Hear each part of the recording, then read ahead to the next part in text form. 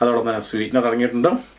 അപ്പോൾ അങ്ങനെയെല്ലാം ചേർത്തിട്ടാണ് അവർ ഈ കളറ് കാര്യങ്ങളൊക്കെ ഉണ്ടാക്കിയിരിക്കുന്നത്. റെഡ് ബുള്ളുമായിട്ട് കമ്പയർ ചെയ്യുമ്പോൾ അവർ അതേപോലെ വരാതിരിക്കാൻ വേണ്ടി എന്താ ചെയ്തതെന്ന് വെച്ചാൽ കളർ തന്നെ ചെറിയൊരു വേരിയേഷൻ വരുത്തി നാച്ചുറലായിട്ട് 2 ഇൻഗ്രീഡിയൻറ്റ് ചേർത്തിട്ടുണ്ട്. അതോടൊപ്പം തന്നെ ഒരു 6-7 എനർജിയുടെ അങ്ങനെ ആ കാലറിയുടെ വ്യത്യാസത്തിൽ അവർ ഇതിനെ ഒരല്പം കൂടെ കൂട്ടിയിട്ടുണ്ടോ. മറ്റേ അത് 250 ml അത് 195 എനർജിയാണ് ഉള്ളതെങ്കിൽ ഇതിനകത്ത് 205 ആണുള്ളത്.